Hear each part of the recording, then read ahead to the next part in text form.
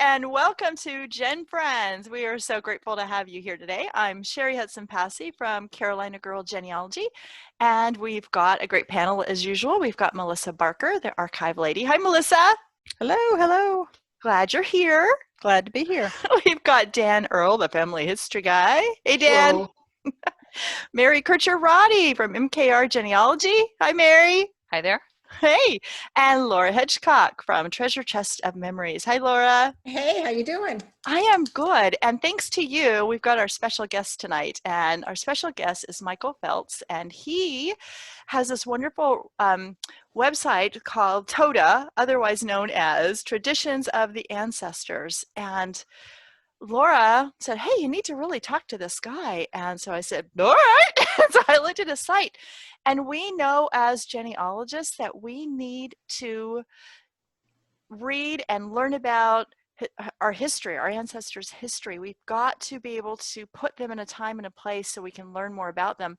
And that's what this site does. I was amazed when I clicked on it and went through all the things. So welcome, Micheal. Thank you so much. Start off by telling us a little bit how you got started with this and what the purpose is of the site. So I worked with the Suquamish tribe, which is the tribe of Chief Seattle up here in Suquamish, Washington. And I worked with them for about 9 years. I helped them start and run their foundation. And part of the foundation's work was cultural work. So we did a cultural capital campaign. And we rebuilt Chief Seattle's house. It's a 13,000 square foot community house on the water. Oh, wow. Probably one of the most historic cultural events of the last 150 years. It was a beautiful project. And we brought in elders and spiritual leaders, and we did an architecture that has not been done in many, many years. It's traditional architecture. So it was quite a project. And then I traveled around. I traveled around the country to visit museums. I visited native museums and non-native museums to try to help the tribe plan for its new museum, which launched about 5 years ago or so.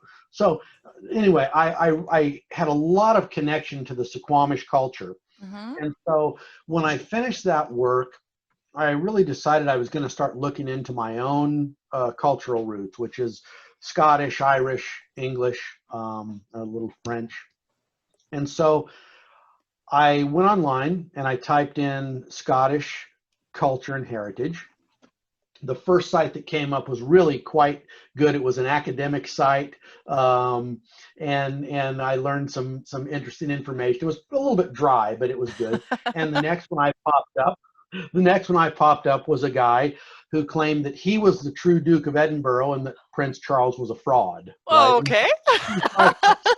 I thought, kind of in line with what we experienced with the tribe. And, a lot of things are written about Chief Seattle that are just wildly not true. Yeah. And so I thought, we need a site that gives cultural information that's detailed, compelling, and accurate. And so I called a few of my friends, tribal members and other cultural people and academics. I studied cultural studies and theology in graduate school. Okay. And so we said, we got to put this site together. And, people said, well, you're a little crazy because it's a huge project because we want to cover as many cultures as possible, which are, thousands of them. Yeah. Microcultures. But that's really where it started, was that idea. And then I met the person who became the co-founder, and his sister is a leader in genealogy and family history with the LDS Church. She does family history centers. And so she heard about the idea and she's like, Micheal, we've been looking for something like this in the genealogy world for a long time. People make these family trees and they have these names and dates and they don't have a context for the lives of people in their tree. So we'll use this site to really awaken our connection with our ancestors. And so we're like, whoa, that's really cool, And so that's kind of how we started it. And we started it 3 years ago. And I told my partner's name is Jeff, and he's not LDS, but his sister is. And so anyway, I told Jeff, I said, we talked to his wife and said, we'll have the site up in 6 months. And so 3.5 years later, it's up, right? We launched it with full features really in April, mid-April. We'd launched it in a beta before that, but we were just kind of bringing features online. So yeah, so that's what the site is about, you know, and so we get our information. There are two types of content on TOTA, basically. One is kind of what we call fact-based, right?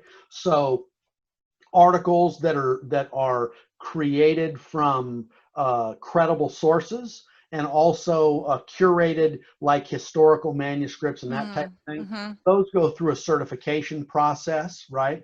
And that's fact-based stuff, and then and that way we know it's accurate. And then the other piece is people's experiences of culture, right? And so those can be shared through, you know, you can create a family group, you can create an interest group. Let's say your interest is in a specific genealogy from a specific region, you could start a group on that. Or if you're interested in fly fishing, you could start a group on fly fishing and get, you know, fly fishing traditions from around the world. Cool. Yeah, so one of my favorites is a new one we're starting with some friends in California, and that's rodeo. Because, you know, rodeo is a worldwide tradition, rodeo and other equestrian kind of events. And people don't realize, you know, the rodeo traditions in Brazil and in China. And, you know, and so kind of bringing the world together as we understand, wow, we share a lot of activities and philosophies in common. So that's the other kind of, that's the other kind of content, is people's experience of culture. And that is not certified because it's not fact-based. It does go through a very brief review just to make sure that it's appropriate. There's no hate language or that type of thing. But other than that, it's just people's experience of culture. And of course, you know, we have articles, we have embedded videos. We're about to add a bunch of audio recordings of famous jazz musicians interviewed. Oh, that's great. And Well, then before I turn it over to see if anybody else has a question, I just wanted to I went through real quick and I just wrote down a couple of examples. So I just wanted to read those and then we'll turn it up for questions. So one of them was, a comment. Okay, go ahead, Laura, go ahead. Well, Sorry, my Laura. comment is, to me, the game changer for genealogists is most of the information we have it's already specific to these identifiers, our ancestors' names, the place they were born, etc. But it opens the world up to people who cannot get to that specific information. And they know, like I've helped people, and you get only so far back that the ancestor came from a village in Russia and their last name was Lyons, which is, or, you know, something really, really common. So they can't get back there. But then with this kind of a site, they can get back to that area of Russia and that time frame and still connect with their ancestors without those identifiers. And I think that's really something that this vertical has been missing for a really long time.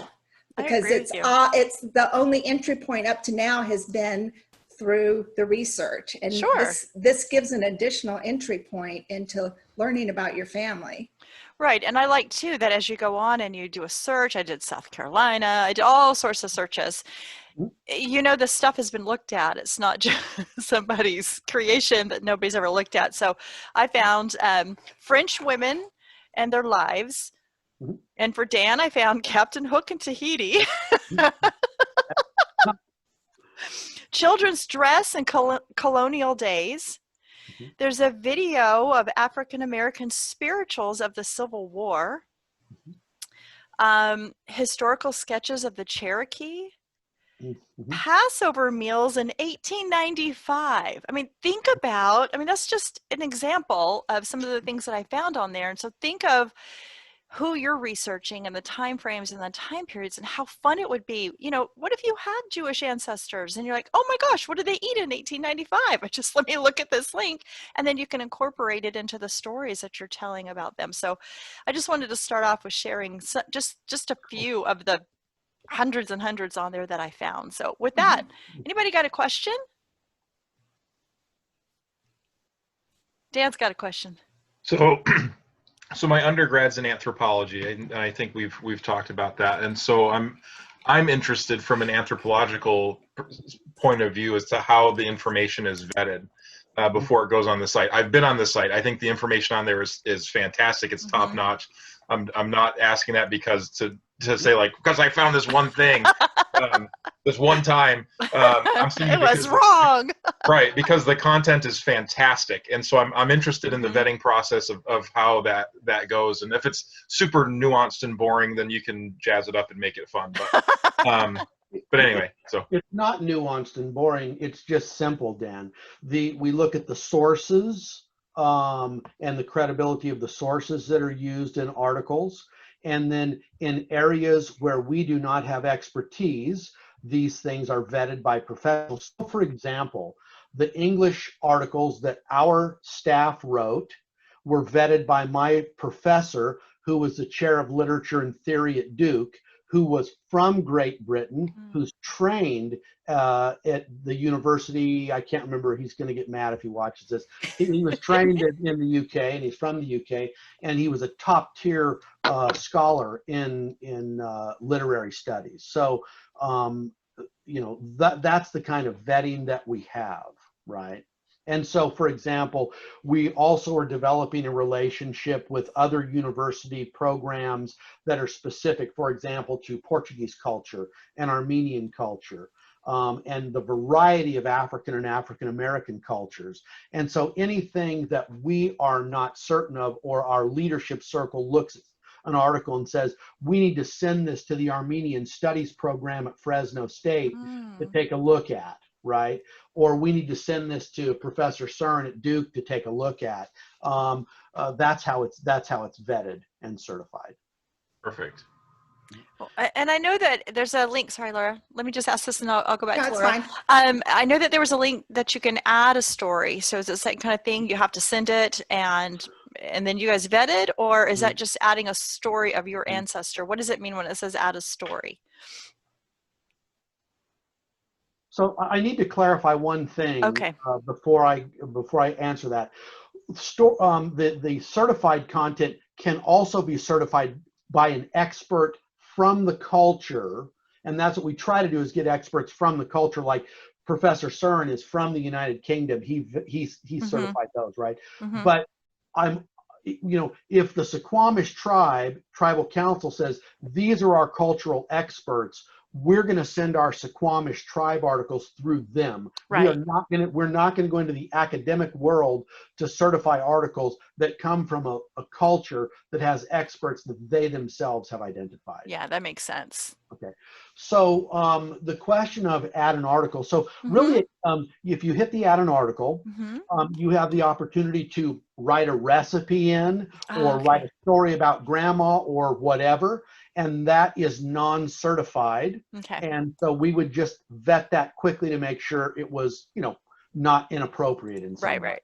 Yeah. And then if you want it to be made public and it's a fact-based article, we have a way that you can submit it for certification. And it's sent to our editor-in-chief, and she looks at it, and she looks at the sources, and if it's within her area of expertise, then she can certify it, or she can pass it to the appropriate person on our leadership circle or our outside experts. I was thinking that would be a great place, say if you had a journal or some kind of documents that spoke to some kind of historical event or life at a certain time period or something like that. You could write the article and post it and make it public. So other people who had family living in that time period in that area, it might not mention them, but they get an understanding of what life was like at that point. So that's one of the things we want to do, is get people sharing, to leverage each other's research experience. And one of the things that we had not thought of, but that people are telling us, is people who've started groups, like my partner's wife started a group on foods and recipes from her travels around and getting recipes her own from her family. And it's actually available on Google crawlers. So people who search, for example, we have a pretty robust Ainu culture, because when I was working with Suquamish, we did a project with the Burke Museum at the University of Washington on Ainu culture. So we have a pretty robust Ainu presence. If you Google Ainu specific aspects, it brings up the group on TOTA. So Oh, that's great. If you create an interest group on TOTA, your material and people who share with that will also be available more broadly than just on TOTA. Ah, that's cool. Laura? And that's a perfect segue. That's not what I was going to ask you, but it is a perfect segue because TOTA is now a Geneabloggers premium member partner. And one of the things that we've been working with them on is bloggers can use these groups for, and you might not have just one, but because there's some people that blog about different things.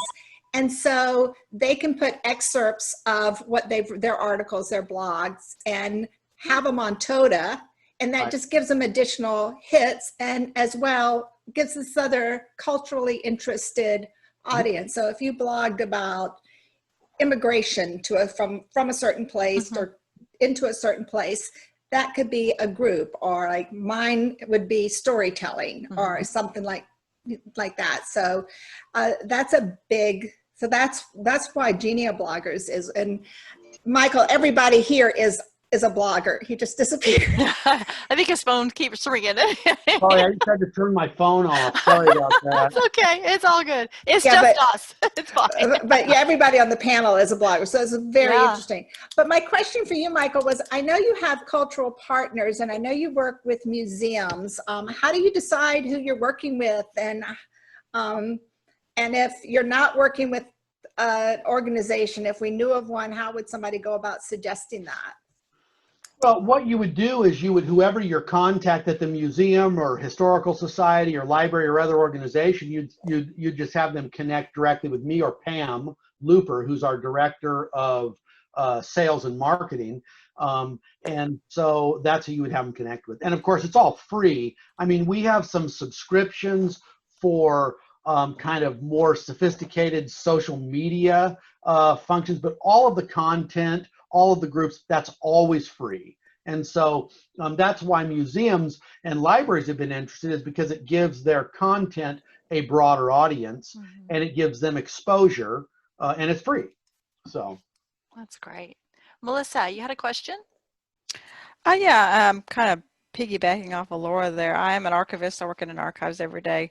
I was just going to ask, what do you reach out to institutions such as archives, like you said, in museums, or how do you do that relationship?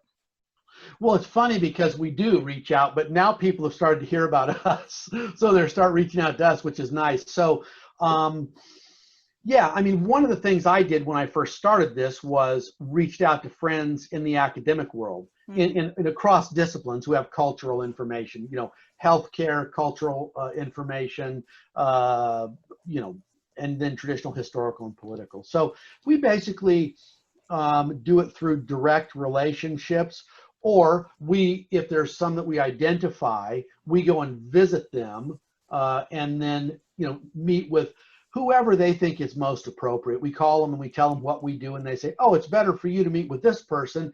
They have the connection with all of our content. Or maybe you want to meet with our marketing person because they would like the free exposure. So that type of thing. Thank you. That's great. That's great. I was gonna see if this will work and try to share my screen for a minute and actually show the site. Okay. But you know how sometimes sometimes I'll see, where is it? It's not where it's supposed to be. Oh my goodness gracious. You want me to try? Yeah, I'm happy to share my screen if you want me to. Yeah, it's like I pulled it up. Go ahead. Yeah. Sometimes technology works and sometimes it doesn't. So there we go. Let me go ahead. Fabulous. Fabulous. Yes. Yeah, you can kick me off. But this is like the groups, the interest groups, and like thanks, Laura. Asian food in America. There's cultural intelligence. That sounds really fascinating to me. No, seriously, historic beekeeping. That's great. Yeah. Oh, and my Pioneer life stories. Yeah, pioneer stories, Yeah. Sweets of the World. So it's all these different people that have, and that's really what we're about. I mean, this is an industry full of people with niche information. Right. So it's a great place to conglomerate that. So Michael, if you want to, I'll stop sharing if you want to share yours. No, this is perfect. Yeah, no, go ahead. You're doing great. Okay. And then there's the different regions Yeah, around the so world. Yeah. so if you go to culture, so he's got Yeah. three main things. So if you go to cultures, Mm-hmm. and what I like too is like there's flags for some. I mean, it's a symbol that I don't know how you figure out what symbols you're going to use for things, but there's a lot of flags. But like if you wanted to know about, you know, Hawaiian culture, or I don't Yeah. know what Just Makai fun. is. Just click on it. Let's see. Yeah. Ah, look at that. Whaling canoes. The Macaw Pursuit of the whale. tribe. Ah. Yeah. So they're a tribe, right? Yes. The U.S., the Pacific Northwest. Yes. So you can go back and forth, and you know you can see what they add. Mhm. And I looked at Greek, and one of the things that really struck me was they had an article about the Greek. They had an article about funerals, Oh. which that helps us in every day. Like I went to have a good Greek friend, I had one, and when she passed, and I went to her funeral, I didn't understand what was going on. Mm-hmm. So luckily I knew somebody that knew some Greek theology that could explain all that, but those things can be quite, you know, good just for us to get along with each other. Mm-hmm. Why do they do that? Perfect. You know? Right. Yeah. Right. This is it's just Exactly. wonderful. There's so many things to click on and learn about, and I could see getting lost in here, and we have to, you know, this could be our genealogy rabbit hole. We need to look for things that we're looking for, you know, researching on the time periods and to see how that can add to what we're doing. So, I mean, I think this is just fabulous, just fabulous. And is there a search function, There is. Michael? There If you- is, because I searched for South Carolina, so yeah. Well, if you click the symbol in TOTA, the O in TOTA, that's called a circumpunct. If you click that, that'll take you to our home page. Okay, and here's search And then TOTA. you can Yeah. you can just type whatever you want in the search bar, and it'll bring back the results we have for that. Okay, so what should I put, Cheri? I don't know. What do you want to put? You know, Healthcare, Pirate. medicine. healthcare, pirates. It didn't take it. It says, here we are. Yep. Oh wow, look it. The Boston Franklin's boyhood is a pirate. So the way our search works, it's a full text search. So if the word appears in the article, it will bring that article up. Oh, okay. Mhm. Okay. So That's yeah, so and they do start on the home page. You can take a tour so you can get used to it. Mary wants you to type in healthcare. Okay. Isn't that what you said? Yeah, or medicine or Or something. I just Medicine. was Ooh, medicine kind of- would be. See if we get some historical medicine stuff. Oh, look, see, you get the 1918 look. pandemic information, Wow. midwives, Cool. Yeah, early the English village, midwives, the village physician. birth and care of a child. Yeah, there's a lot. Wow, there is. I can just see spending hours and hours on this. And especially like if you're writing a story about your Yes. ancestors and you want some kind of insight to what something Right. could be, it was really cool. Right. Or if you're trying to get some clues to where to go next, what was happening then? What Right. records may have been produced because this historical event or pandemic or whatever it may have been is Right. going on? Where could I look? So there's so many different ways you could use this. Oh, babyhood in colonial days. See, I already want to click. Well, click on an article just so people can see what the articles look like. Okay. It just shows you where it came from.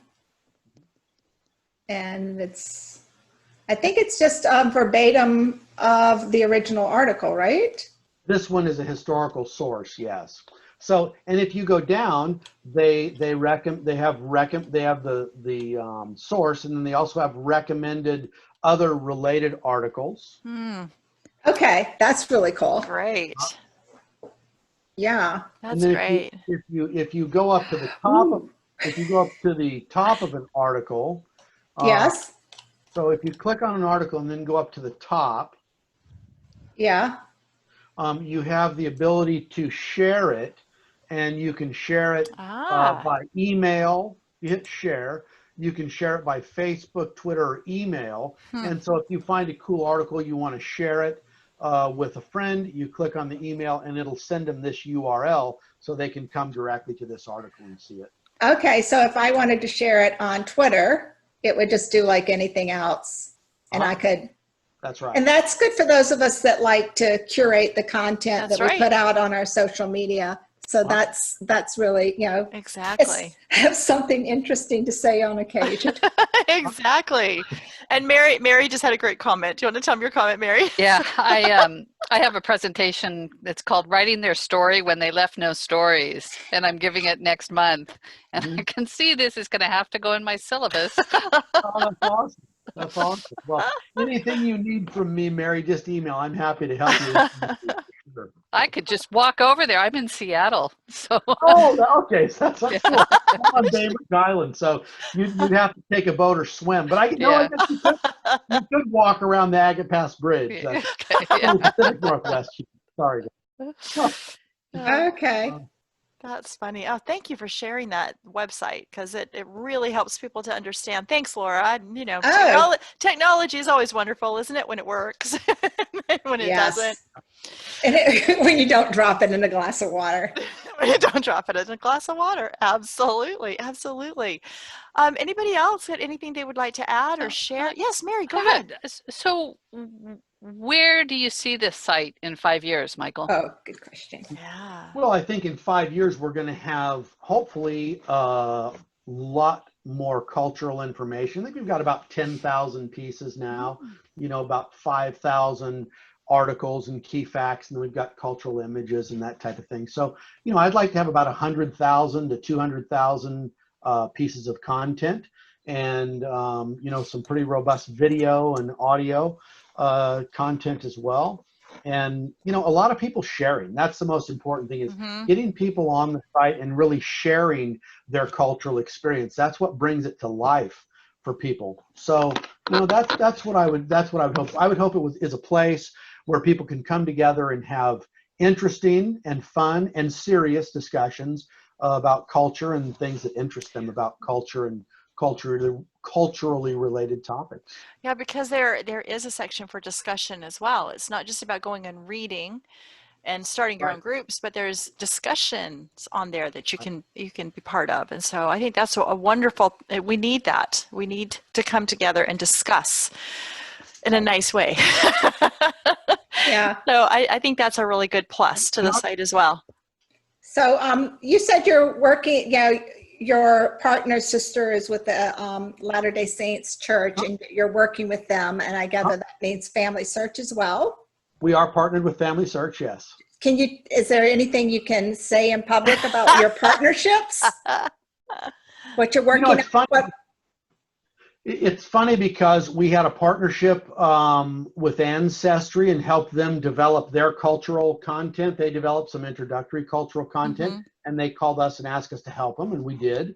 And Family Search, we're helping them develop some specific content around culture, and we're on their site as a provider for people who want more cultural information. So yeah, those are the two genealogy DNA providers. And then we started a relationship about 1.5 years ago with the University of London, and we've since migrated that to the Open University, because the person who was over the Senate Library has moved and is now over all of digital learning for Open University.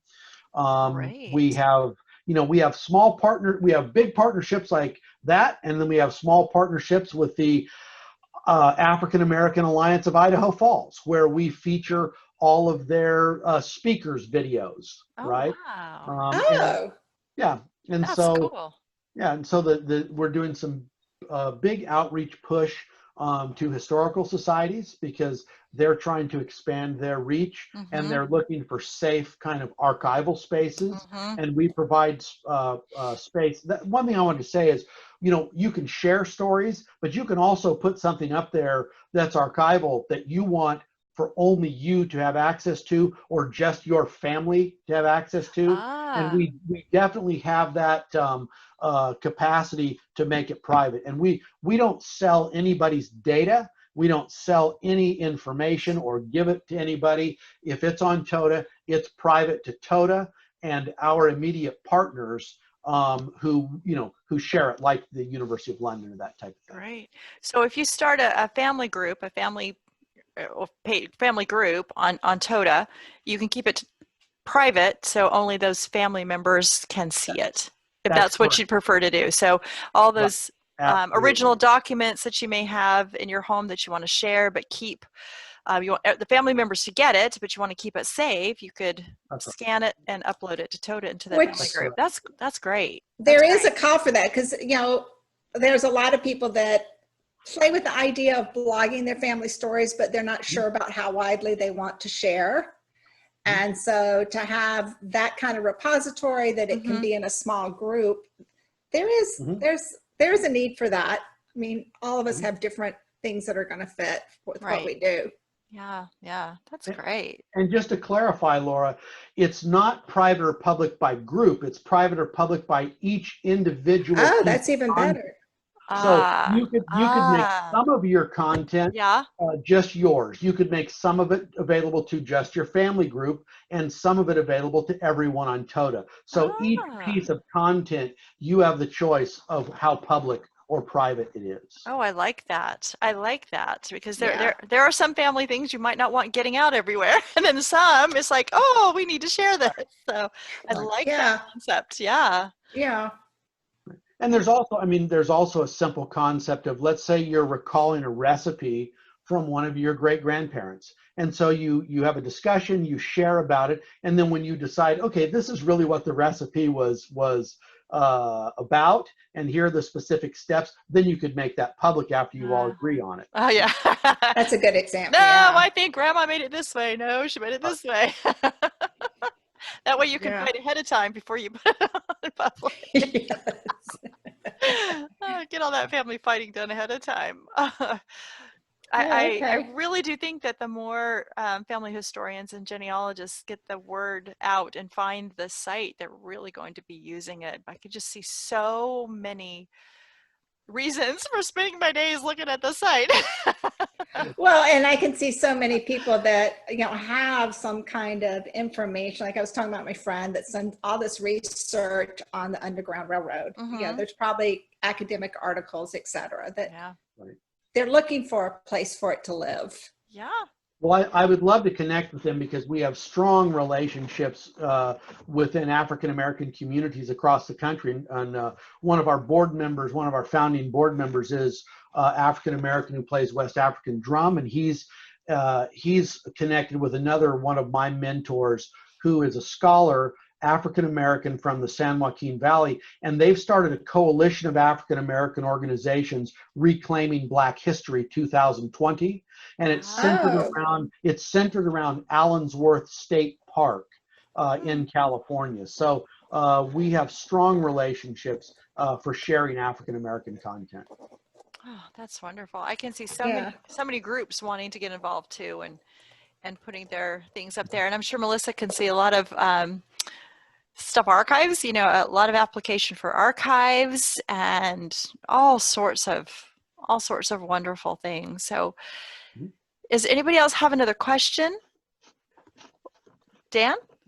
All right. So as a museum junkie myself, you'd mentioned that you have gone to a number of museums. What was your favorite? If it's okay to say, if you're like, I can't possibly pick, wink, wink, because I don't want to upset anybody, that's cool too. Like, I get it. And then we can just chat afterwards. But like, did you have a favorite, or like? We won't tell. Like, I was surprised at how good this museum was. Or. Right. So I'm going to tell you the true story of that. I mean, I visited a lot of really stunning museums, and it's hard to compare because they were so diverse, But the experience that most struck me was the Philadelphia Museum of Art did a Cezanne exhibition about 10 years ago when I was going around and visiting museums. And Cezanne is my favorite painter. But so we got a private tour, and I walked into the exhibit. They had every Cezanne masterpiece that he ever did. It was unbelievable. And so, I mean, there were no ropes. You could walk right up to the paintings, you know, and so stunning. So I called all my friends and I said, I don't care where you are.